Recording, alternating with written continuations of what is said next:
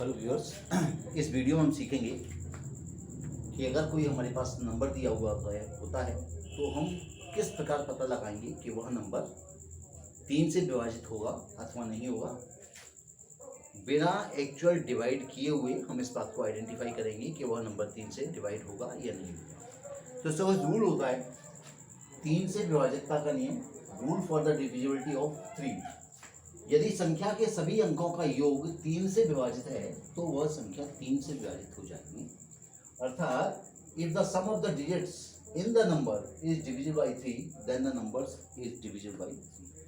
अर्थात हमें जो भी संख्या देंगे हम उस संख्या के सभी अंकों का योग निकालेंगे। अगर वह योग 3 से विभाजित हुआ तो हम कहेंगे कि वह संख्या 3 से विभाजित हो जाएगी। एग्जाम्पल के तौर पर अपन देखते हैं, कुछ नंबर्स लेंगे और उन नंबर्स को चेक करेंगे कि वह 3 से डिवाइड होगा या नहीं।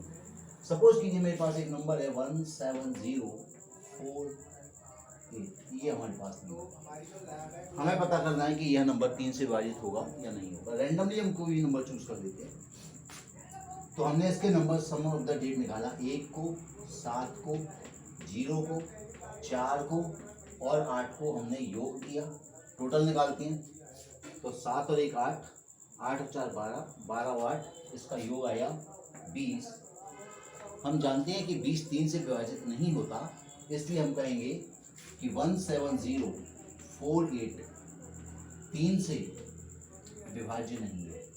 ये तो हमें पता पड़ गया कि यह 3 से विभाजित होगा या नहीं होगा, 3 से विभाज्य नहीं है। अब यह संख्या चूंकि 3 से विभाजित नहीं है तो ये पूछा जाता है कि अब यदि आप इस संख्या को 3 से विभाजित करेंगे तब शेषफल क्या होगा। तो हमें इस पूरे संख्या को 3 से विभाजित करने की आवश्यकता नहीं है। हमारे पास ये जो सम ऑफ द डिजिट आया है 20, इसी को 3 से विभाजित करेंगे। यदि हम 20 को 3 से विभाजित करें, 20 को यदि हम 3 से विभाजित करें तो हमारे पास शेषफल आता है 2। 6 3 18 होती है, 18 और 2 20 हो जाएंगे, 2 शेषफल आता है। अर्थात यदि हम इस संपूर्ण संख्या को यानी 17048 को 3 से डिवाइड करेंगे, 3 से विभाजित करेंगे तो हमारे पास जो शेषफल आएगा 3 से विभाजित करने पर शेषफल हमें प्राप्त होगा। वह शेषफल कितना होगा, वह शेषफल हमको 2। आप इसको मैं एक डिवाइड करके बता देता हूँ। अगर 17048 है, मैं इसको 3 से डिवाइड करता हूँ और देखता हूँ शेष रिमाइंडर क्या आता है। 3 5 जा 15, 2 बचा 20 हो गया, 3 6 जा 18, 2 बचा 4 उतारा, 3 8 जा 24, ये 0 बचा, 8 को उतारेंगे, 3 2 जा 6। आप लोग देखें कि रिमाइंडर इसका हमारे पास आ रहा है 2। यानी हमने इस क्वेश्चन को सॉल्व कर लिया। यह नंबर 3 से विभाजित नहीं होगा और यदि 3 से इस संख्या को विभाजित किया जाएगा तो हमें जो शेषफल मिलेगा वह 2 मिलेगा। फिर कोई नंबर पर रेंडमली चूज करते हैं और देखते हैं कि क्या होता है। अगर मान लीजिए अपने पास है 7 3 7 1 2 8 5 4, यह संख्या हमारे पास चेक करना है कि 3 से विभाजित होगा या नहीं होगा। और यदि यह संख्या 3 से विभाजित नहीं होती है तब शेषफल क्या आएगा। यदि संख्या 3 से विभाजित होती है तो शेषफल 0 ही आएगा। यहाँ चेक करके हमने इसका सम निकाला, इसमें जो भी संख्या में अंक है उसका टोटल निकालते हैं। 8 + 5 + 4, 7 और 1 8 और 2 10, 10 और 8 18, 18 और 9 27 आ गया। चूँकि 27 3 से विभाजित है, इसका मतलब है यह जो संपूर्ण संख्या होगी वह संख्या 3 से विभाजित हो जाएगी। यानी 71 28 54 3 से विभाजित है, 3 से विभाज्य है। और जब संख्या 3 से विभाज्य होगी, विभाज्य है, अब हमने ये तो पता लगा लिया कि यह संख्या 3 से विभाजित है। अब हमें अगर 3 से इसको विभाजित करने पर तो 7 1 2 8 5 4 को अगर हम 3 से विभाजित करते हैं, 3 से विभाजित करने पर अगर हम इसे 3 से विभाजित करने पर शेषफल जो होगा, चूंकि संख्या 3 से विभाजित है इसलिए इसको 3 से विभाजित करने पर शेषफल 0 होगा। तो हमने यह जाना कि किस प्रकार से हम संख्या का पता लगाते हैं कि वह 3 से विभाजित होगा अथवा विभाजित नहीं होगा, और यदि विभाजित नहीं हुआ तब उस स्थिति में हम शेषफल को किस प्रकार से ज्ञात करते हैं। अब होता क्या है कि रैंडमली एक ऐसा नंबर होता है जो एक बहुत बड़ा नंबर होता है, और हम जानते हैं कि अगर हमारे पास कंपटीशन में चूंकि समय कम होता है और फिर हम उसको अगर एक जोड़ निकालें तो इस बात की संभावना बहुत होती है कि वह जोड़ हमारा गलत हो जाए। मान लीजिए हमारे पास एक नंबर है, ये नंबर अपन ले लेते हैं 83984175182340 मान लीजिए ये इतना बड़ा संख्या है। अब यदि हम इसको 3 से विभाजित करने का नियम लगाते हैं तो निश्चित रूप से चूँकि संख्या बड़ी है उसके अंकों का योग निकालने में हमसे भूल हो सकती है। तो हम क्या करेंगे, इसको थोड़ा सा जल्दी करेंगे। क्या करेंगे, सबसे पहले तो जो संख्या 3 से सीधे विभाजित होती हैं उन्हें आप हटा दीजिए। 3 3 से विभाजित होता है, हटा दीजिए। 9 3 से विभाजित होता है, इसे भी हटा दें। यहाँ कुछ है, हाँ यहाँ 3 से विभाजित होता है, ये 3 है, इसे भी हटा दें। अब हम उन संख्याओं का योग करेंगे जहाँ की जो योगफल आ रहा है वह योगफल 3 से विभाजित हो। जैसे मान लीजिए 8 और 4 का टोटल मैंने देखा, 8 और 4 का टोटल 12 होता है और 12 3 से विभाजित होता है, तो मैंने इस 8 और 4 दोनों को हटा दिया। इसी प्रकार 1 8 और 4 यहाँ है, इनका योग 12 होता है, इसे भी हटा दिया। ये 2 दिख रहा है, ये 1 दिख रहा है, 2 और 1 का योग 3 होता है, हम इसे भी हटा देंगे। ये देखिए 7 और 5 इनका योग पुनः 12 होगा, 12 3 से विभाजित होगा तो हम इसे हटा देंगे। ये 7 और 2 9 हो गया, इस 9 का योगफल 3 से विभाजित होता है, इसे भी हटा दें। 5 और 1 का टोटल 6 होता है, इसे भी हटा दें।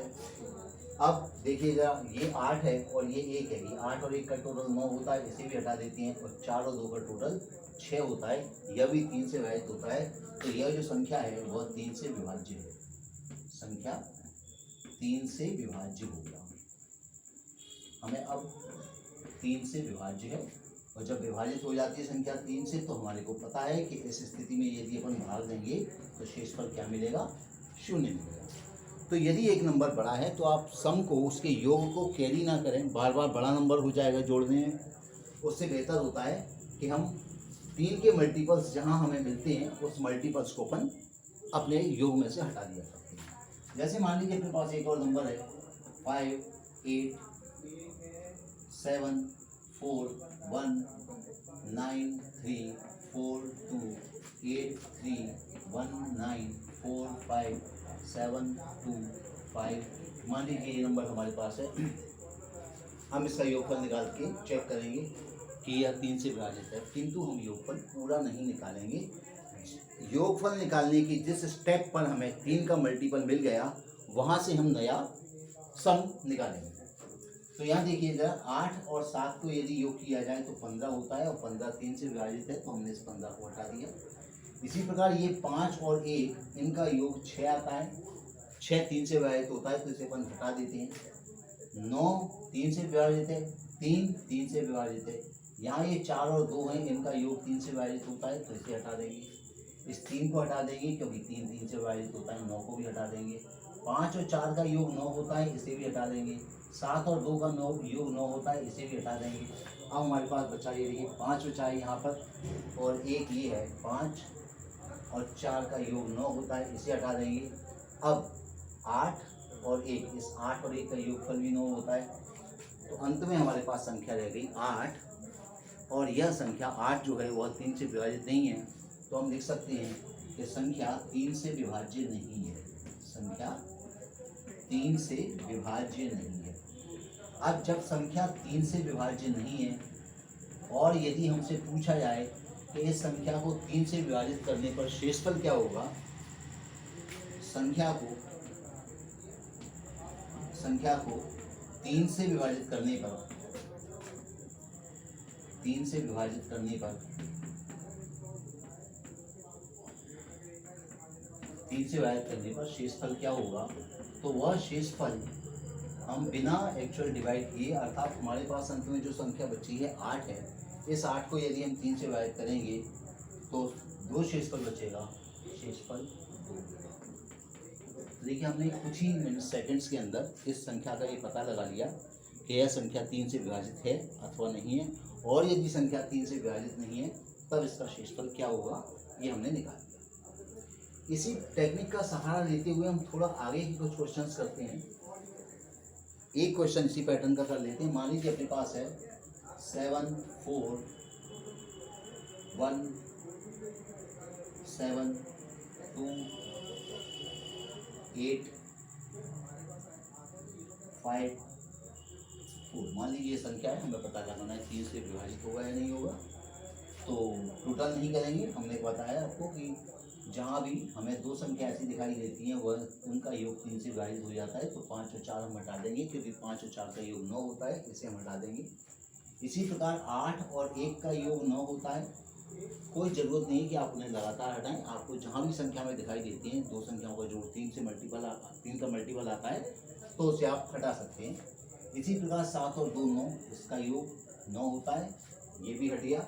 हमारे पास केवल बचा 7 और 4, और 7 और 4 का योग क्या होता है, 11 होता है। इन दोनों संख्याओं का जो योग बचा वह योग है कितना, 11। और 11 3 से विभाजित नहीं है, तो हम लिखेंगे संख्या 3 से विभाज्य नहीं है, संख्या 3 से विभाज्य नहीं है। अब चूंकि संख्या 3 से विभाज्य नहीं है तो कुछ ना कुछ शेषफल बचेगा। वह शेषफल क्या होगा, यदि संख्या को 3 से विभाजित करेंगे तो शेषफल वही होगा जो 11 को 3 से विभाजित करने पर शेषफल होता है। तो 11 को यदि हम 3 से विभाजित करेंगे तो हम जानते हैं 3 त्रिका 9, इसका शेषफल हमें प्राप्त होगा 2। तो हमने संख्या की विभाजकता का पता लगा लिया, कोई संख्या 3 से विभाजित होगी या नहीं होगी, और यदि विभाजित नहीं होती है उस स्थिति में शेषफल कितना होता है। अब कभी कभी हमारे पास जो प्रश्न आते हैं उसमें क्या करते हैं, कुछ नंबर्स को वो लोग हटा देते हैं। जैसे यदि 4 2 4 1 5 x 7 3 7 2 ले लेते हैं, 7 1 कर देते हैं, 7 1। पूछा है कि यदि यह संख्या 3 से विभाजित होती है तब x का मान क्या होना चाहिए। दोनों प्रकार के मान पूछते हैं, न्यूनतम मान बताइए x का जबकि यह विभाजित होगी, और अधिकतम मान बताइए x का जबकि विभाजित होगी। और यह भी बताया जाता है कि x जो संख्या है वह एक अंक की ही संख्या है। तो यहाँ भी अपन वही टेक्निक लगाएंगे कि हमें जहाँ भी इसका योग दिखाई देने लगेगा कि यह 3 से विभाजित है, हम उस योग को हटा देंगे। जैसे देखिए यहाँ पर 7 और 5, इसका योग 12 होता है, 12 3 से विभाजित होगा, तो ये दोनों संख्या हम अपने हटा देंगे। 4 और 1 5 और 1 6, इनका योग भी 6 होता है, तो इसी को हटा देंगे। अब हमारे पास केवल x बचता है। तो x के मान जो संभव हैं, x के संभव मान, तो x के संभव मान, x हमारा 0 हो सकता है, x हमारा 3 हो सकता है, क्योंकि अगर मैं 3 यहाँ पे रखूँगा तो सभी संख्याओं का योग 3 से विभाजित हो जाएगा। 0 रखूँगा तब भी सभी संख्याओं का योग 3 से विभाजित हो जाएगा। 6 भी हो सकती है और 9 भी हो सकती है। चूँकि x एक अंक की संख्या है, इसलिए इन चारों में से कोई एक संख्या होगी। तो x का न्यूनतम मान अगर पता करना हो तो x का न्यूनतम मान होगा, न्यूनतम मान कितना मिला हमें x का, 0। और x का अधिकतम मान क्या होगा, x का अधिकतम मान होगा हमारे को जो सबसे बड़ी संख्या है इन अंकों में वह है 9। तो हमने x का सबसे अधिक मान ज्ञात कर दिया। एक और प्रश्न इस प्रकार का देखते हैं कि यदि संख्या, क्वेश्चन लिख लेता हूं मैं, क्वेश्चन है यदि 2 5 3 4 x 3 से विभाजित है, 3 से विभाजित है, तब x का मिनिमम वैल्यू क्या है, यानी न्यूनतम मान क्या है, x का न्यूनतम या तथा अधिकतम मान क्या है, इसे अपन ज्ञात करते हैं। अधिकतम मान क्या है,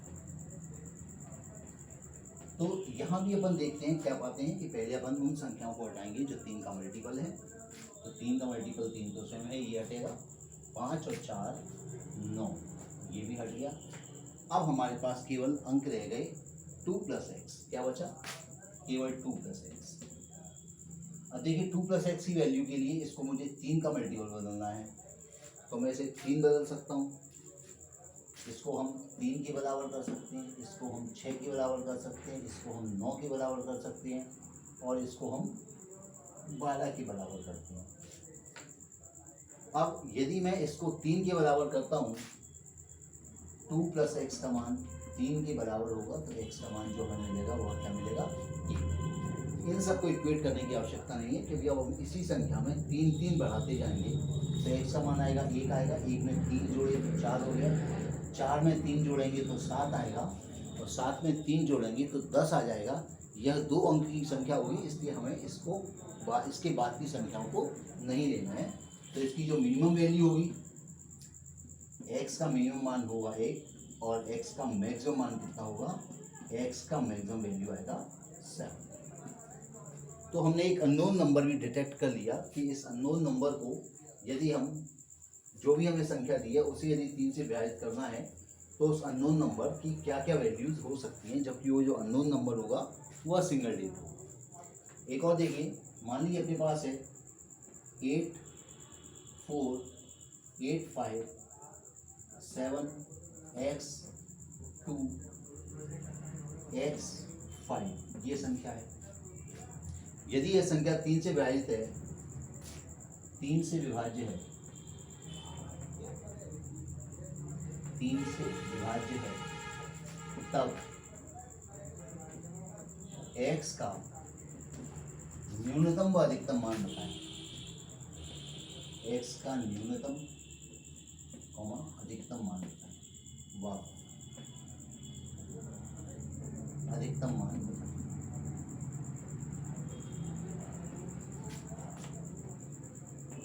अधिकतम मान बताएं। तो देखिए मेथड वही है, सबसे पहले आप उन संख्याओं को चुन लें जो 3 से सीधे, अब इसमें तो कोई संख्या 3 से विभाजित सीधे होती हुई नहीं दिखती है। इसको देखिए 7 और 2 इसका योग 9 होता है, इसे अपन हटा देंगे। 8 और 5 का टोटल 13 होता है। 13 और ये 5, 13 और 5 कितने हुए, 18। 8 5 5 10 8 18 ये भी विभाजित हो गया। तीनों का योग हमने देखा कि ये इससे विभाजित है। अब हमारे पास जो संख्या बची x तो x बची यानी 2x। तो 2x के मान, चूँकि संख्याएं सारी हट चुकी हैं, इसलिए x को हम 0 ले सकते हैं, x को 3 ले सकते हैं, 6 ले सकते हैं, 9 ले सकते हैं, 3 बढ़ाते जाएं 12 ले सकते हैं। यदि हम इसे x से 2 से विभाजित करेंगे तो ये आएगा 0। ये तो 3/2 आएगा जो कि फ्रैक्शन में है, इसे हम छोड़ देंगे क्योंकि हमारी x एक अंक की संख्या है। इसके बाद जैसे विभाजित करेंगे तो 3 आएगा, 9 को विभाजित करेंगे 9/2 आएगा, इसे छोड़ना पड़ेगा। इसके बाद ये कितना आएगा, इसको 12 को 2 से विभाजित करेंगे तो 6। तो आप देखिए यहाँ से आपको पैटर्न का आइडिया लग जाता है। आप संख्या को 3 बढ़ाते जाएं, तो पहले आया 0, फिर आया 3, फिर आया 6, और अंत में क्या आएगा, 9 आएगा। 9 के लिए यहाँ होना चाहिए कितना, 18, तो 9 मिलेगा, वो एक अंक की संख्या है। तो x का मिनिमम मान हो जाएगा, x का मिनिमम मान होगा, x का मिनिमम मान हमें मिलेगा 0, और x का मैक्सिमम मान मिलेगा हमें, वह मिलेगा 9। इसी प्रश्न में थोड़ा सा परिवर्तन कर देते हैं। मान लीजिए यहाँ पर इस 5 के स्थान पर कोई ऐसी संख्या होती, जैसे मान लीजिए 5 के स्थान पर मैं रख देता हूँ यहाँ पर, इसको दोबारा 8 दूसरा देख लेते हैं, 8 5 7 x 4 x 2 यह संख्या है। अब हमें बताना है कि यह 3 से विभाज्य है, तो x का मान क्या होगा। तो देखिए 7 और 5 का योग 12 होता है, ये हट जाएगा क्योंकि 12 3 से विभाजित है। इसी प्रकार 4 और 2 का योग 6 होता है, यह हट जाएगा। हमारे पास बचा 8 प्लस x और x जोड़ के हो गया 2x। अब मुझे इसे 0 के बराबर करना है, या 3 के बराबर करना है, या इसे 6 के बराबर करना है, या 3 के और भी मल्टीपल सम लेना है।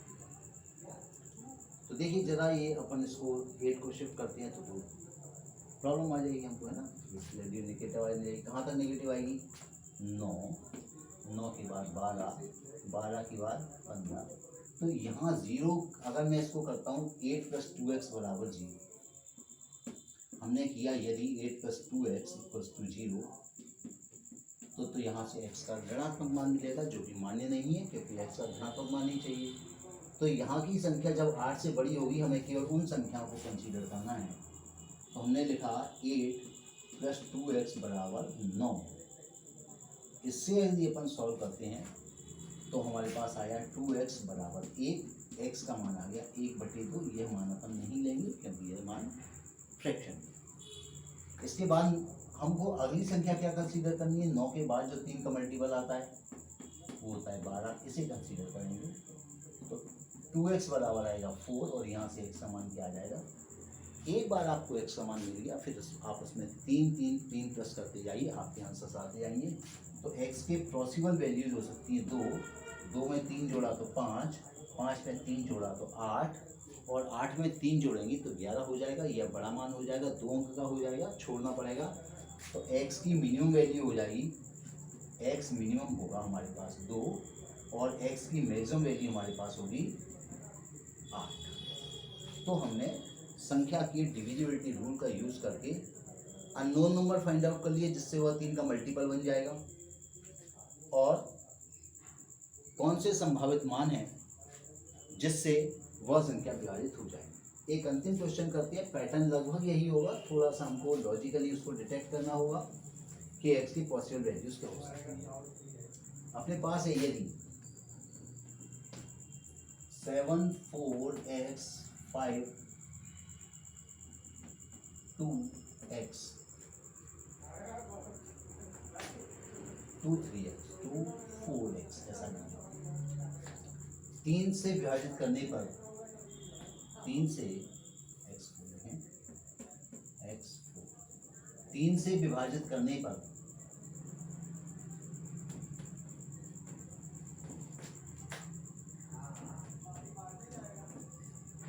शेषफल